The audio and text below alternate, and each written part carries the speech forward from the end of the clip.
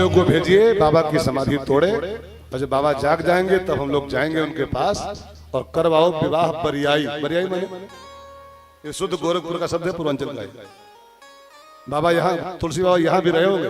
बरियाई शब्द सीधा पूर्वांचल का शब्द है, सीधे सीधे। हमारे यहाँ नहीं इधर है, पश्चिम में लखीमपुर के, लखनऊ के अंदर बरियाई नहीं चलता हमारे यहाँ कुछ और शब्द है इसके लिए, लेकिन बरियाई शब्द शुद्ध भोजपुरी शब्द है पूर्वांचल का। करवाओ विवाह बरियाई। बरियाई हम लोग जाएंगे, उनकी रिक्वेस्ट करेंगे, खूब पांव छुएंगे, बस उनको जगा लो किसी प्रकार से, पहले उनकी समाधि तोड़ दो, फिर हम लोग जाएंगे और करवाए विवाह बरियाई। अब देवताओं ने कामदेव का आवाहन किया। कामदेव से कहा भैया जाओ बाबा की समाधि भंग करो, उनकी शादी हो, तब उनके बेटा हो, तब तारकासुर मरे। कामदेव ने कहा शंकर जी की समाधि भंग करने का मतलब जानते हो क्या होता है? शंकर जी को छेड़ने का मतलब जानते हो क्या होता है? वो महाकाल है, वो महाकाल, करालम महाकाल। वो महाकाल को छेड़ना मतलब अपनी मौत को निमंत्रण देने के बराबर है। इस घटना में मेरी मौत हो जाएगी, मैं मारा जाऊंगा। कामदेव को फिक्स था, ये कंफर्म था कि मारा जाऊंगा इस घटना में, लेकिन तब भी वो इनकार नहीं किया, राजी हो गया। इनकार नहीं किया, नहीं जाऊंगा, राजी हो गया, जाऊंगा, आपका काम करूंगा मैं। जानते हैं क्यों राजी हो गया? जानते हैं क्यों? जब उसको कंफर्म था मैं मरूंगा इस घटना में, फिर भी राजी हो गया इस काम के लिए। क्यों? इसका एक ही उत्तर है, उसको पता था मरना तो है ही है, मरना तो वैसे भी है, नहीं ऐसे तो वैसे मरूंगा, मरना तो है ही है, लेकिन पूरे जगत का भला करके मर जाऊंगा। तारकासुर पूरे संसार को दुखी किए हैं, और तारकासुर को मारने के लिए अगर मेरी मौत भी हो जाए, पूरे संसार को सुख मिले, उसके लिए अगर मैं मर भी जाऊं ना, तो मेरा मरना धन्य हो जाएगा। इसलिए कामदेव राजी हो गया। जानता था मरूंगा, तभी राजी हो गया। जानते हैं क्यों? उसको लगा अच्छी मौत मिल रही मुझको। अच्छा एक बात पूछूं, मरेंगे तो आप भी और मरेंगे हम भी, और मरे थे भगत सिंह भी, मरे थे आजाद भी, मरे सुभाष चंद्र बोस भी है ना। लेकिन जरा तुलना करो अपनी इनके से। मरेंगे आप भी, मरेंगे हम भी, बचेंगे क्या? मरेंगे। भगत सिंह मरे थे, आजाद मरे थे, उनकी मौत आज तक नहीं लोग भूल पाए, और हमारे आपके आज बस मरने की देर है, मरने देर खाली बस है। 2 साल नहीं याद रखेगा समाज, भूल जाएगा, 2 साल भी नहीं याद रखेगा, भूल जाएंगे लोग पड़ोसी की कोई था इस मोहल्ले में। क्यों? ऐसा कोई काम ही नहीं कर पा रहे हम लोग जो जगत के हित वाला काम हो। अरे खाली अपने बच्चों का भला तो कुतिया भी चाहती है, खाली अपने परिवार का ही भला किए तो क्या किए। कामदेव इसी बात को लेकर राजी हो गया, जानता था मरूंगा, फिर भी राजी हो गया। क्यों? क्योंकि पूरे जगत के भलाई की बात है, अगर मैं शहीद भी हो जाऊंगा तो चलो चलता हूं। राजी हो गया। कामदेव पहुंचा, बाबा जी जहां बैठे थे शंकर बाबा, वहां आया और जितने उसके पास कलाएं थी सब प्रयोग किया उसने। जितने उसके पास इंस्ट्रूमेंट थे सब के सब यूज कर लिए, लेकिन बाबा की समाधि वो जगह नहीं पाए, हिला नहीं पाए। सारे उसके हथियार फेल हो गए कामदेव के। बसंत ऋतु, रंभा, मेनका, अप्सराएं, ये सब उसके इंस्ट्रूमेंट है, सब फेल हो गए। तब कामदेव रुष्ट हो गया कि ये शंकर हिल ही नहीं रहे, मेरी सारी कला फेल हो गई। कुपित हो गया कामदेव, उसने मारे गुस्से में। गोस्वामी जी कहते हैं तब आपन प्रभाव विस्तारा, तब आपन प्रभाव विस्तारा, निज बस दीन सकल संसारा, निज बस दीन सकल संसारा। तब कामदेव ने अपने प्रभाव का विस्तार किया। नहीं शंकर जी हिल रहे हैं, पूरा संसार हिलाऊंगा मैं, पूरा जगत हिलेगा। उसने अपने प्रभाव का विस्तार किया तो जानते हैं क्या, कहां तक फैलाओ? बड़े बड़े भय काम बस जोगी तापस, पावरन की को कहे भय काम बस, जोगी तापस, पावरन की को कहे। देख चराचर नारीमय जे ब्रह्ममय देखत रहे, अब लापि लोक ही पुरुष सब, जग पुरुष सब, अब लामय दुई दंड भरी ब्रह्मांड भीतर काम कृत कौतुक अयम दुई दंड भरी ब्रह्मांड भीतर काम कृत कौतुक अयम। दो घड़ी के अंदर पूरे संसार में काम का प्रभाव फैल गया। अब बड़े बड़े जोगी तापस गुफाओं में रह रहे तपस्वी पावरन की को कहे, मनुष्यों की कौन कहे, बड़े बड़े जोगी जति सन्यासी सब कामाधीन हो उठे। गोस्वामी जी लिखते हैं धरी न काहू धीर, ऐसा प्रभाव फैला काम का कि सबके मनों पर काम प्रभावी हो गया। धरी न काहू धीर सबके मन मन सिज हरे। तो गोस्वामी जी से पूछा गया आपने क्या लिखा है? सबके मन, सबके मन। धरी न काहू धीर, कोई नहीं बचा था काम से क्या? तो बाबा ने कहा नहीं नहीं, सब पर नहीं पहुंचा था काम, कुछ लोग बचे थे। जो कोरोना आया क्या सब फंसे उसमें? क्या सब तो नहीं, कुछ बचे। और कुछ लोग ऐसे बचे हैं, मैं जानता हूं, मुझसे मिले हैं कई लोग जो कोई उपाय नहीं किए, रोज घूमने गए हैं, एक को दिन रुके नहीं घर में, एक को दिन मास्क को नहीं लगाया। मैं मिला हूं ऐसे लोगों से, मैं आपको छूट नहीं दे रहा हूं, इसको सुनकर कोई छूट मत मानना कि हम उसके हिदायत को काट रहे हैं। मैं मिला हूं ऐसे लोगों से, वो हमसे बोले महाराज जी कुछ नहीं खाए ना कुछ पिए, रोज गए मार्केट घूमने, डेली लॉकडाउन में भी जहां तहां घूमते रहे चुप्पे चुप्पे, लेकिन हमको नहीं हुआ। हमने कहा आप अब इसका मतलब ये नहीं कि आप कुछ न करो, मास्क लगाओ, ऐसा नहीं कह रहा हूं, लगाओ, सावधान रहो, लेकिन कोरोना के समय क्या सब फंसे? क्या लाख फैला, लाख लोग मरे क्या? सब मर गए क्या सब भर्ती रहेगा? ऐसे ही जैसे कोरोना में सब नहीं मरे, सब नहीं उसकी चपेट में आए, ऐसे जब काम का असर फैला था, महामारी मान लो उसको भी एक महामारी मान लो, जैसे इस महामारी में सब थोड़ा मर गए, जिसको भगवान बचाए वो बच गए, जिसको राम जी बचा लिए बच गए। अब आप मानते भले हो कि हम ऐसे नहीं बचे हैं, काढ़ा पिए तो बचे हैं, ये आपकी भूल है खाली। कोई काढ़ा पी के नहीं बचता है जी। कई डॉक्टर मर गए, एम्स वाले, एम्स के मर गए, पीजीआई के मर गए, तो क्या उनसे अधिक आप सिक्योर थोड़ा हो जाता? हमारे आप में से कई लोग इसी बोल जी रहे हैं, अहंकारी लोग, ऐसे थोड़ा बचे हैं, काढ़ा पिए हैं 3 टाइम तब बचे हैं, कपाल भारती किए हैं तब बचे हैं। सच्चाई ये है जे राखा रघुवीर, जिसको राम जी बचाते हैं खाली वही बचता है, जिसको राम बचाए वो बचाए। जब वो कामदेव का प्रभाव फैला था तो सबके मन मन से झरे, लेकिन आगे लिखा है जे राखा रघुवीर, जिसको राम ने रख लिया था वो बच गए। यही बात लागू होती है हर जगह, जिसको राम जी बचाएं वही केवल बच सकता है। बस मारने वाला है भगवान। आगे की लाइन, आगे क्या है? मारने वाला है भगवान और बचाने वाला है काढ़ा। काढ़ा की निंदा नहीं कर रहा हूं, काढ़ा की जरूरत है, लेकिन मारने वाला है भगवान और बचाने वाला है भगवान। मारने वाला है भगवान, बचाने वाला है भगवान। मारने वाला है भगवान, बचाने वाला है भगवान। मारने वाला है भगवान, बचाने वाला है भगवान। बाल न बांका होता उसका है जिसका रक्षक दया निधान। मारने वाला है भगवान, बचाने वाला है भगवान। मारने वाला है भगवान, बचाने वाला है भगवान। जल थल अगन आकाश पवन पर केवल उसकी सत्ता। जल थल अगन आकाश पवन पर केवल उसकी सत्ता। हर इच्छा के बिना यहाँ पर हिल न सके एक पत्ता। हर इच्छा के बिना यहाँ पर हिल न सके एक पत्ता। उसी का सोचा जग में होता, उसी का सोचा जग में होता। उसकी शक्ति महान। मारने वाला है भगवान, बचाने वाला है भगवान।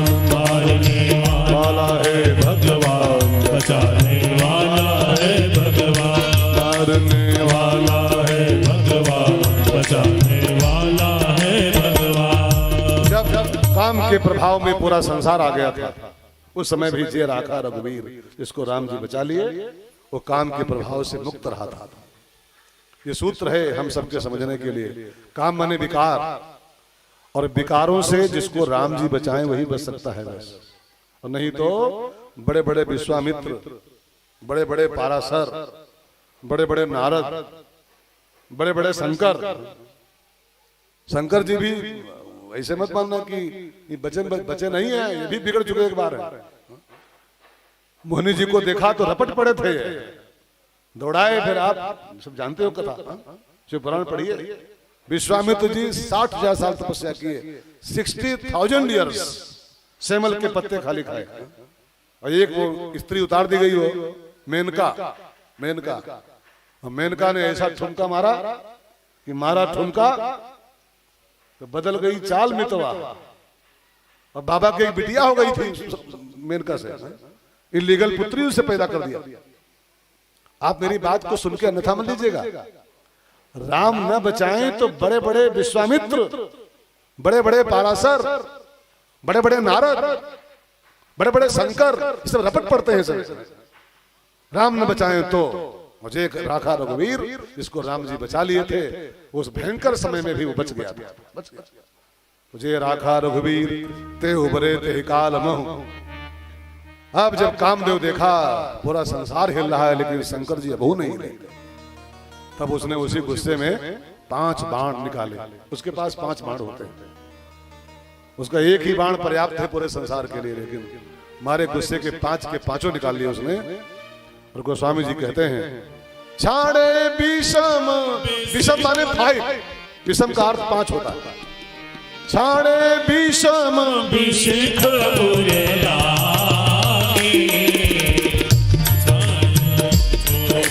समाधि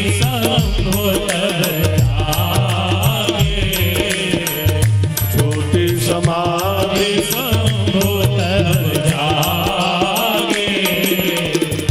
भयउ ईश मन क्षोभ किसे भयउ ईश मन क्षोभ किसे नयन उघारी सकल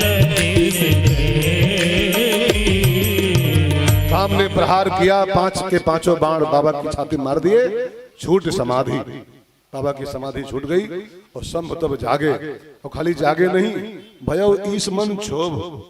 क्षोभ माने क्या होता है? क्षोभ माने भयउ ईश मन क्षोभ। क्षोभ का अर्थ क्या करें? हे भगवान,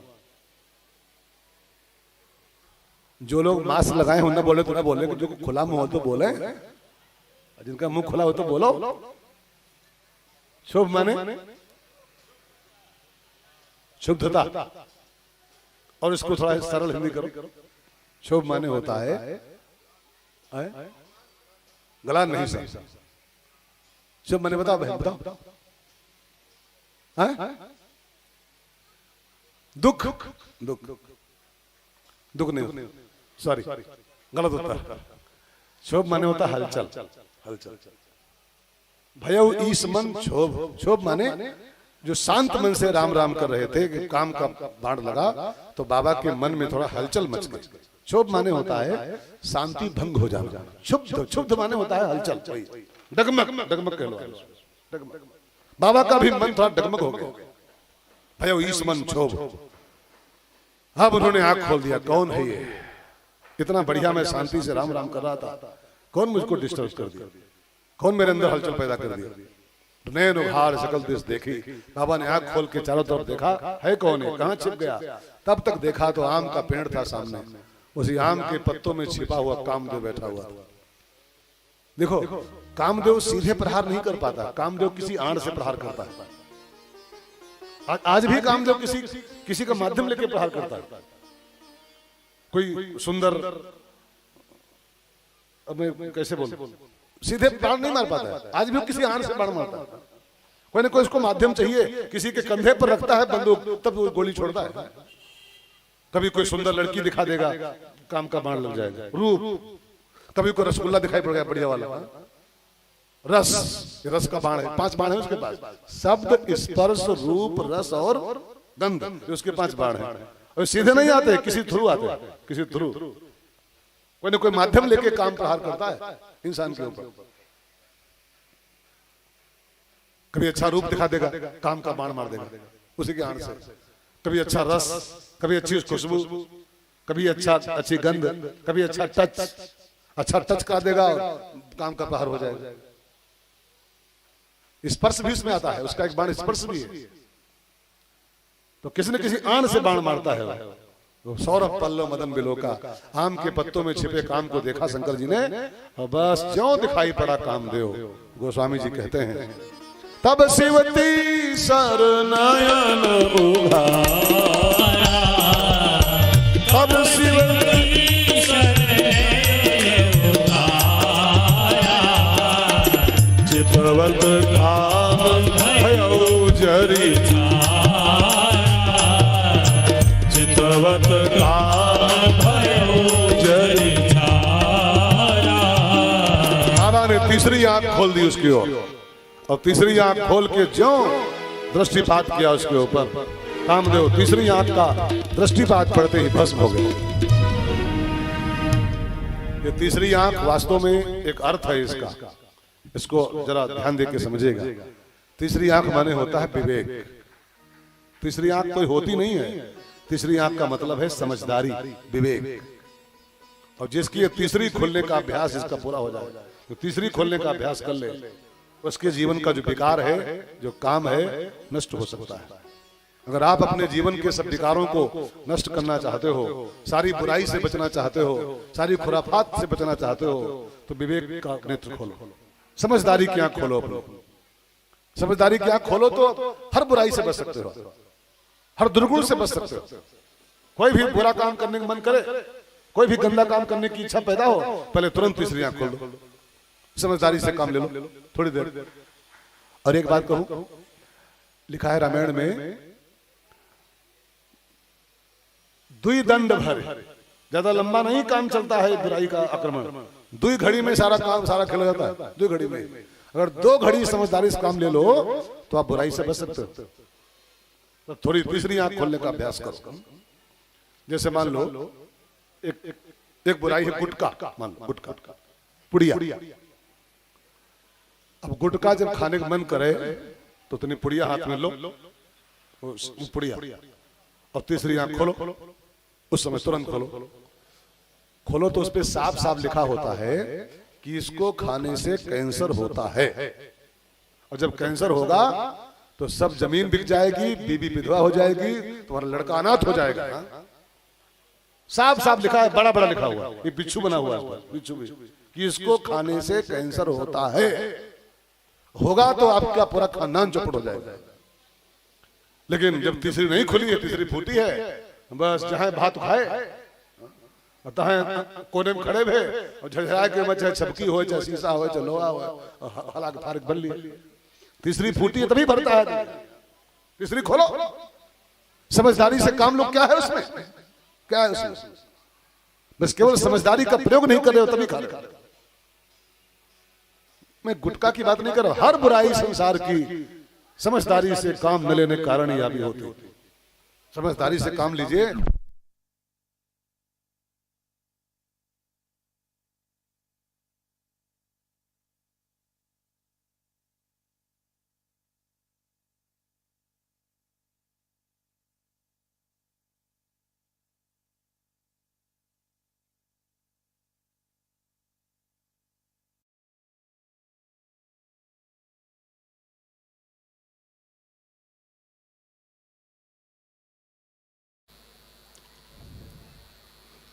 सीताराम सीताराम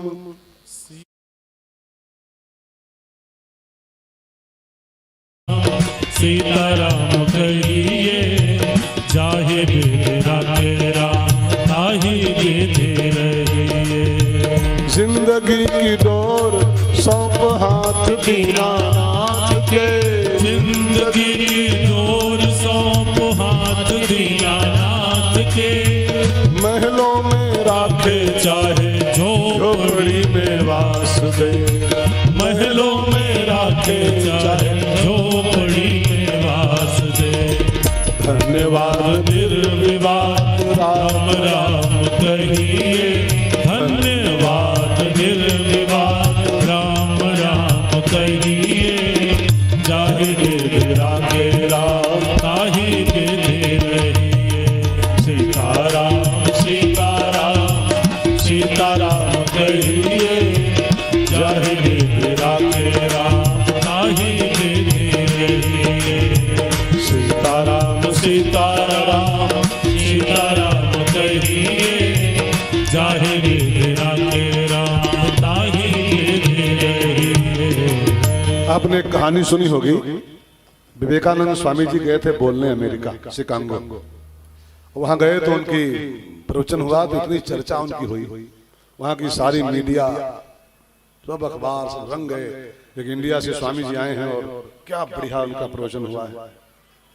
अब उनके लेक्चर से उनके प्रवचन से इम्प्रेस्ड होके एक अमेरिकन लेडी उनके पास आई, गोरी गोरी चमड़ी की महिला आई, रॉयल्स राय गाड़ी से, इतनी बढ़िया गाड़ी 1 करोड़ वाली उस जमाने में आई और स्वामी जी से बोली, स्वामी जी मैं आपका कल भाषण सुनने आई थी और इतना बढ़िया आप बोले हो, इतना तेजस्वी ओजस्वी भाषण आपने दिया है, मैं बहुत प्रभावित हूँ, मैं आपसे कुछ बात करना चाहती हूँ अकेले में। तो स्वामी जी उसकी भाव भंगिमा से समझ गए कि इसके कुछ ठीक नहीं है मामला, इसका लक्षण ठीक नहीं है। अब वो पीछे पड़ी, अकेले में कुछ बात करना है आपसे, ले गए कमरे में, बोलो क्या कहना है। तो उसने कहा मैं आपके ऐसा बेटा चाहती हूँ, सेम टू यू, मेरे पुत्र हो, आपके ऐसा पुत्र चाहती हूँ। उसका भाव ये था, आप समझ गए होंगे, कि आप मुझसे शादी करो तो आपसे बेटा हो, तो आपके ऐसा बेटा हम चाहते हैं। और स्वामी जी बड़े सुंदर थे, युवा थे, योद्धा थे, इंप्रेस्ड हो गई थी। आप शादी करो तो बेटा हो, तो आपके ऐसा बेटा हो। ये नहीं बोली साहब साहब, आपके ऐसा पुत्र मैं चाहता हूं।